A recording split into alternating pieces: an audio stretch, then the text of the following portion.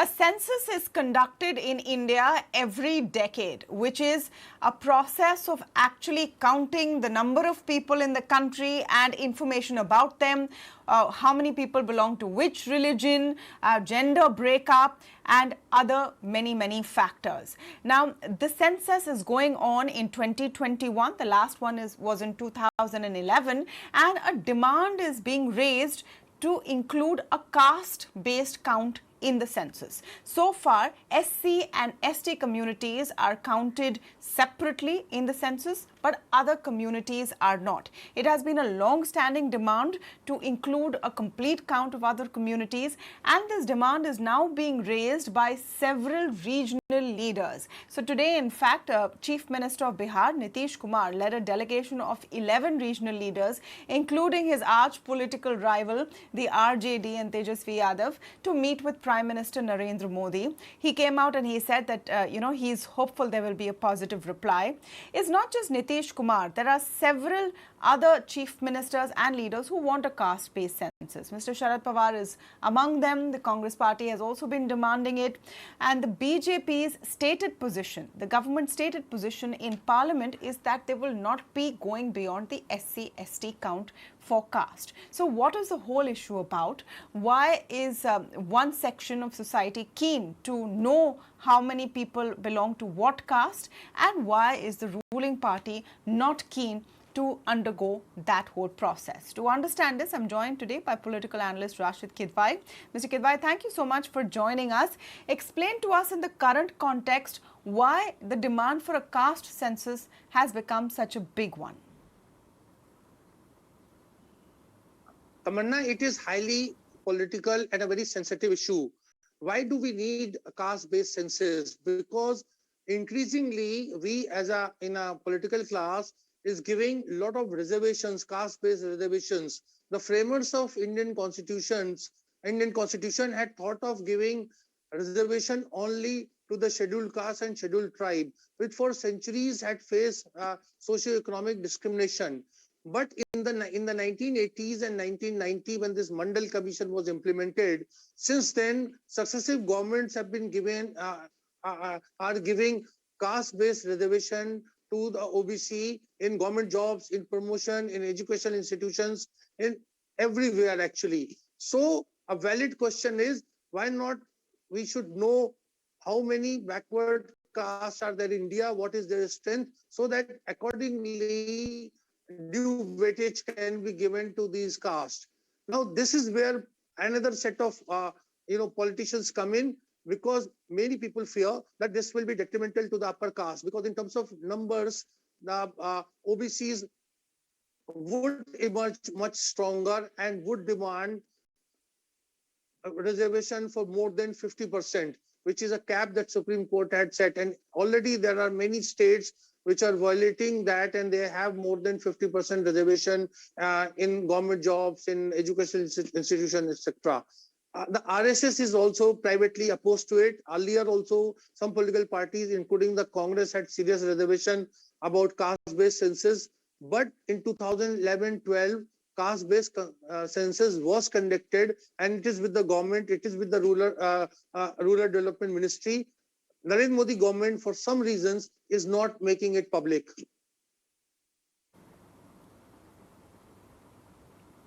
So what is the end goal over here? Many are talking about a Mandal 2.0 in the 90s, when the Mandal Commission first came its recommendations, and this resulted in 27% reservation for OBCs in government jobs as well as education.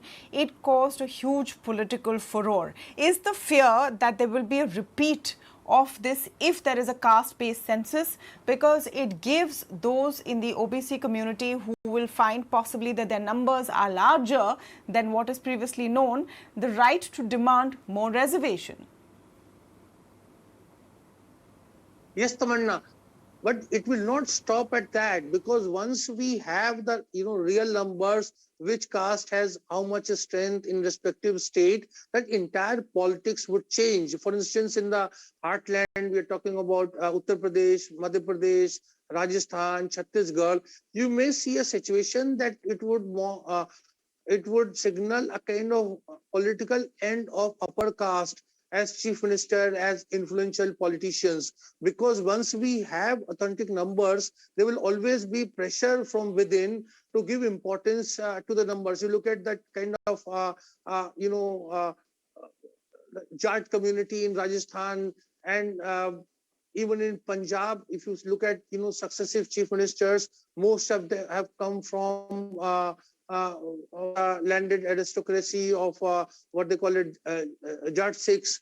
So this kind of permutation and combinations will emerge in every state, in every political party, and that is where the upper caste would be biggest loser. Now the BJP, if you look at BJP profile, Tamanna, it's been changing. Initially, when it was formed in 1980, it was called as kind of Brahman Baniya party, but increasingly it has become a very strong OBC based caste. You look at the most of the chief ministers, including prime minister, the home minister, they all hail from backward classes. So there is a fear in privately among some of the RSS leaders, etc., that merit will suffer, whether it's in jobs or it's in educational institutions or in political posts. So this is the entire complexion why Government of India is in double mind, is dithering over conducting caste-based reservation.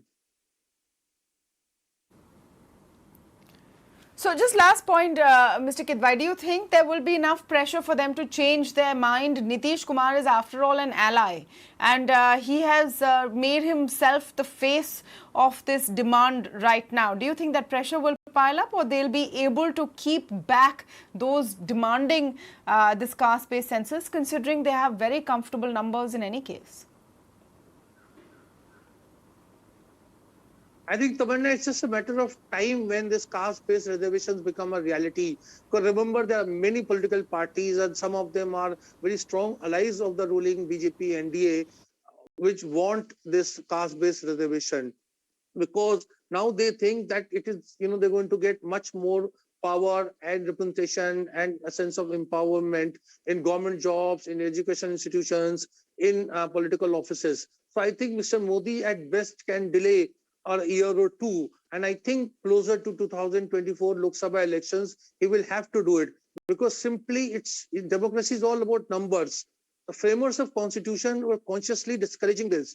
But VP Singh and many of these, people, leaders who came from socialist background, and the BJP also became a party to it, they actively promoted this caste-based incentives and caste-based appeasement. Mind you, the history of scheduled caste and scheduled tribe reservation, it was something very different, and that was also supposedly temporary in nature. It was supposed to be for 10 years and get reviewed by every 10 years, but we all know it's become a reality. Nobody can end reservations, whether it's for scheduled caste or OBCs. Now the point is, if 70% or 60% people get reservation, what will happen to general category? What will happen to merit? What will happen to all this talk of excellence? So I think these are very grave issues where government is, it cannot make up its mind. It's under pressure.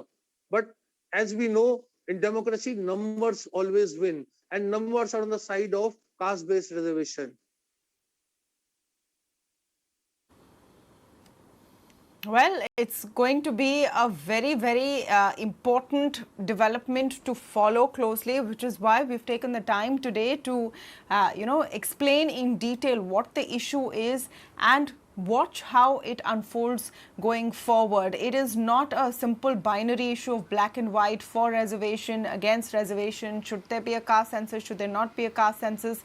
There are many, many aspects to it. Some of them, like Rasheed Kidwai said, talk about merit. Others say about fair representation of what the population is.